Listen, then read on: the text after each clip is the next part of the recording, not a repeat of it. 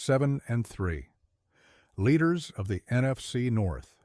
Chicago Bears football in December that actually matters. This is not a drill. Bears Nation. Welcome back to Bears News Fan Report, where you get the most up-to-date news, the deepest analysis, and all the rumors surrounding our beloved Chicago Bears. I'm your host, and today I've got something brewing that could shift everything we thought we knew about our upcoming schedule, something that involves an old nemesis, a crucial home game, and a twist of fate that might finally be going our way. Look, I've been covering this team for years, and I've learned one thing. In the NFL, timing is everything. The right matchup at the right moment can be the difference between a playoff berth and watching from home in January.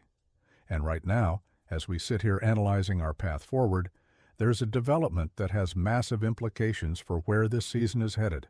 But I'm getting ahead of myself. Let me take you through this step by step, because the context matters just as much as the headline. We just came off an absolute nail-biter against Minnesota. That last-second victory wasn't pretty, but it was exactly what championship-caliber teams do. They find ways to win when things get messy. They execute when it matters most, and that's what we did.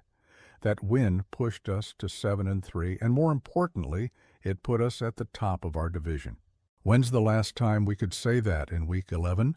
When's the last time Bears fans could look at the standings and see our team sitting in first place this late in the season? But here's where the conversation gets interesting, and this is why I needed to make this video today.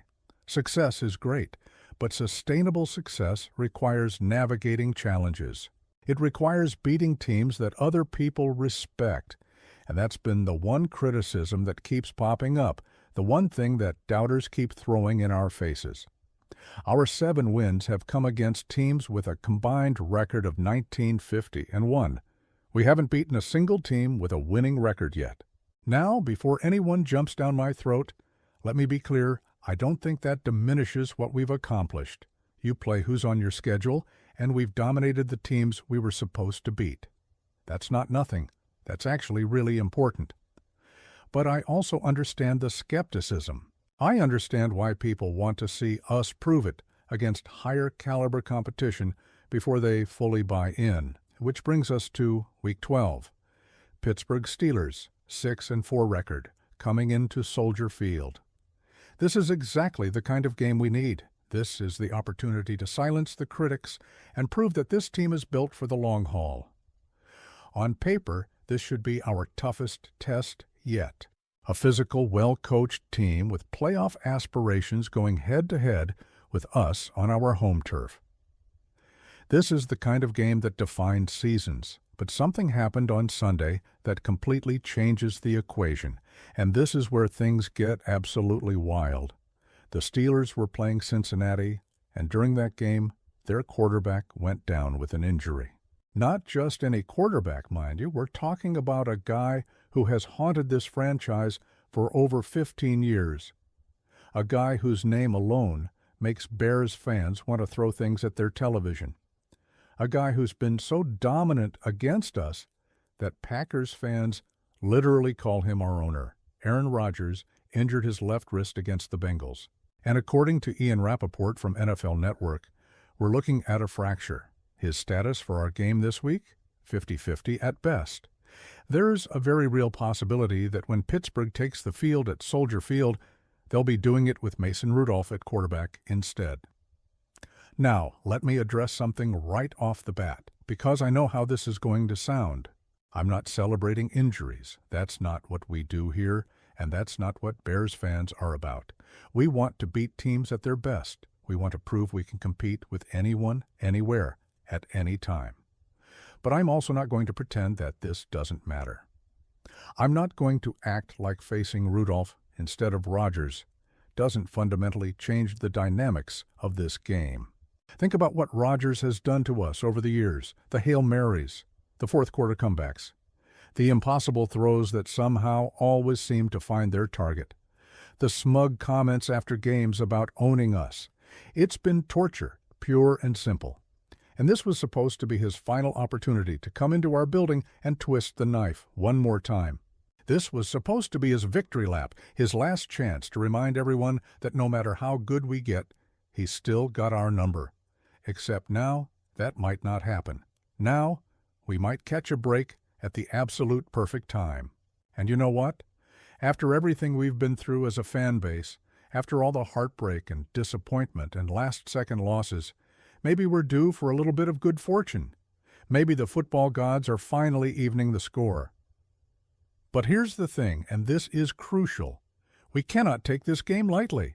We cannot assume that just because Rodgers might be out, this is going to be an easy win. Mason Rudolph is a professional quarterback who's been in this league for years. He knows the system, he's played in big games before, and he's going to come into Soldier Field with something to prove. Plus, Pittsburgh's defense is still going to be physical, their running game is still going to be tough, and their coaching staff is still going to have them prepared. What this does do, though, is shift the advantage in our favor. Our defense has been playing really well lately, and going up against a backup quarterback in a hostile environment is exactly the kind of scenario where great defenses take over games. We can be more aggressive with our blitz packages. We can take more chances in coverage. We can force a less experienced quarterback into making mistakes that Rodgers never would. Offensively, this also takes some pressure off us. If we know Pittsburgh's offense might struggle to score points, we can be more patient with our game plan. We can lean on the run game, control the clock, and play the kind of physical, grinding football that wins games in November and December. We don't need to get into a shootout. We just need to execute our game plan and let our defense do what they do best. And let's be honest, getting to 8-3 heading into Thanksgiving would be massive for this team. It would give us cushion in the division race. It would give us confidence going into the brutal stretch that's coming up. Because, make no mistake, the schedule is about to get really tough really fast. We've got Philadelphia on Black Friday, and that's going to be a war. We've got 2 games against Green Bay in a 3-week span, and those are always battles, regardless of records.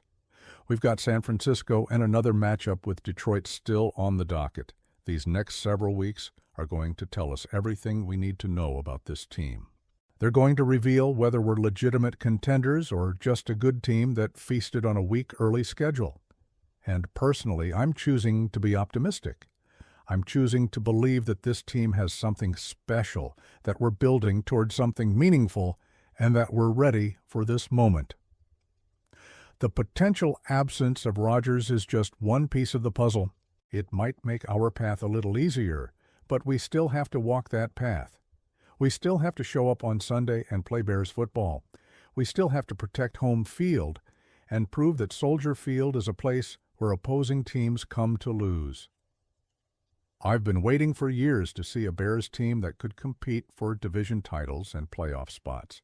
I've been waiting for years to feel genuine excitement about where this franchise is headed, and right now, in this moment, I feel that excitement. I feel that belief. And whether we're facing Aaron Rodgers or Mason Rudolph on Sunday, I believe we're going to find a way to get it done. So, Bears Nation, I want to hear from you. How are you feeling about the Steelers matchup? Do you think the potential absence of Rodgers changes everything, or are you still nervous about this game? And bigger picture, do you believe this team is ready to prove they can beat quality opponents when it matters? Drop your comments below, because I want to know where your head's at as we approach this crucial stretch. If you're not already subscribed to Bears News Fan Report, hit that subscribe button right now. Turn on notifications so you never miss a breaking update.